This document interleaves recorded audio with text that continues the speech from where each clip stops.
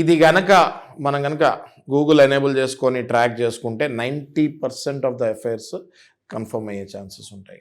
ఇంకా మనం నెక్స్ట్ కనుక చూసుకుంటే సోషల్ మీడియాలో ఒకళ్ళ ఫోటోని ఒకళ్ళు లైక్ చేస్తాము, ఎమోజీస్ పెడతాము, ఇట్లాంటివి కూడా ఉంటాయి. విచ్ ఇస్ ఇండైరెక్ట్గా మనం అది సిట్యుయేషనల్ ఫ్యాక్ట్స్ కిందకి తీసుకుంటాం జరుగుతుంది. అంతేకాకుండా అసలు మనం వీళ్ళు ఒక అడుగు ముందేశారని ప్రూవ్ చేస్తానికి ప్రెగ్నెన్సీ కూడా వీళ్ళకి వస్తుంది. నేను చాలా కేసెస్ డీల్ చేస్తున్నా ఇట్లాంటివి.